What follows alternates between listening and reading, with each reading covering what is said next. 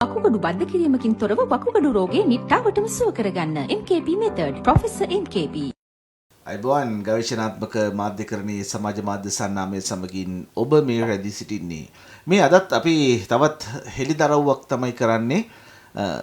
ඔබ දන්නවා චමුදුතිගේ වැඩසටහනට පැමිණි මේ මහේෂා විසින් කරන ලද යම් හෙළිදරව්වක්. ඇයට තිබෙන ජීවිත තර්ජන නිසාම එය කෙලින්ම එළියට දෙන්නේ නැහැ. ඇය ඒක දෙන්නේ මෙන්න මේ විදිහට. අපි ඒක චුට්ටක් බලමු. DIG කෙනෙක් ඉන්නවා. ඒ DIG ඒ කියන්නේ දැන් DIG කෙනෙක්. ඒ DIG තමයි කංචිපානිට රට යන්න උදව් කරලා තියෙන්නේ. DIG කෙනෙක්? ඔව්. කංචිපාන රට යන්න කියන්නේ කංචිපානේ අප අරගෙන රට යන්නේ බෝට්ටුවෙන්ද කොහෙද? එදාම ඒක තමයි ඒ DIG තමයි කංචිපානට රට යන්න උදව් කරලා තියෙන්නේ. ඔව් ඔක්කොටම උදව් කරලා තියෙන්නේ ඒ DIG. දැන් ඉන්නෝ ඒ DIG. මට ඒ DIG ගේ නම කියන්න බෑ. එහෙම DIG කෙනෙකුත් ඉන්නවා. එතකොට එයාත් ගොඩක් දේවල් වලට සම්බන්ධයි. එයාත් බාලමල්ලිත් එක්ක සම්බන්ධයි. තව ගොඩක් දේවල් වලට ඒ DIG සම්බන්ධයි. ඊට පස්සේ තව තියෙනවා ආයුෂ්මන්ත ඔය මේ බාලමල්ලිගේ මස්සිනා මැරුවනේ. මම අතර බේරි කතාවක් නේ. ඔළුවත් කරකවෙලා අපිට ලොකු අඤ්ඤ කොරස් මඤ්ඤක් නැහැ. මොකද ජනාධිපතිවරයා නිතර කතා කරේ කියන්නේ ඒකනේ නීත්‍යානුකූල පොලිසිය. කතාවේ විදිහට දැන් මේගොල්ලෝ බලාපොරොත්තු වෙනවානේ මේ රටම එකට කියන වැඩසටහනත් එක්ක මේ රට සුඛිත මුගිත දේශයක් බවට පත් කරන්න ඒක වෙන්න ඕනේ.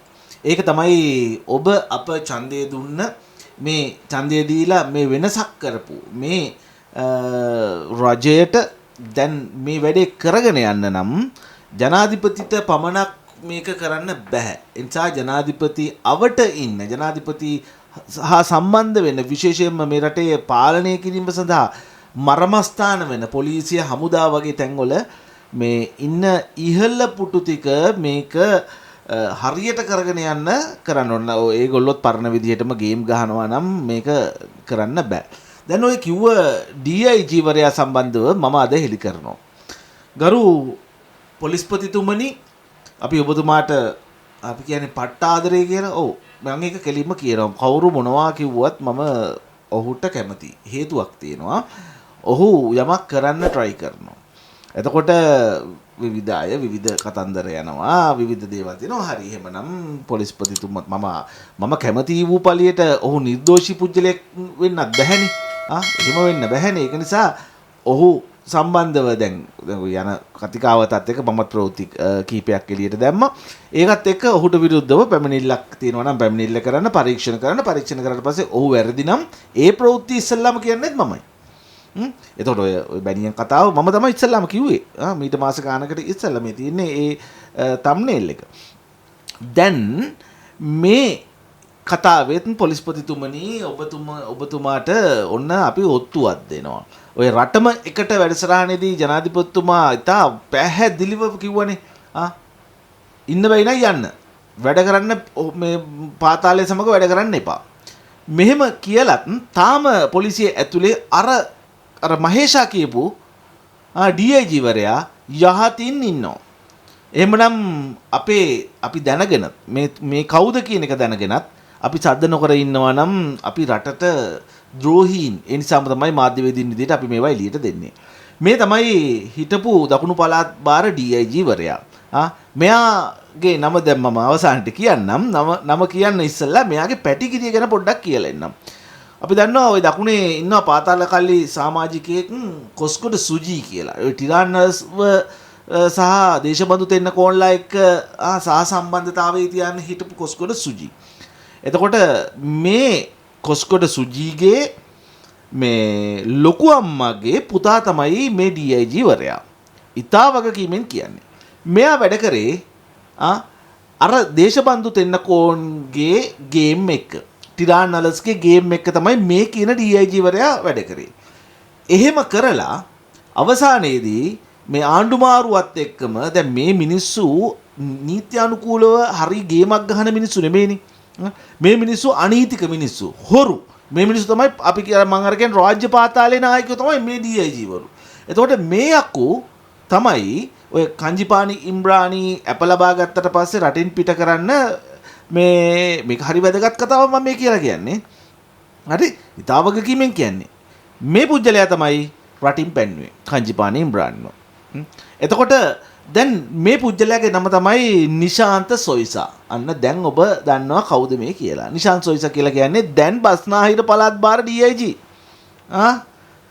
කොහොමද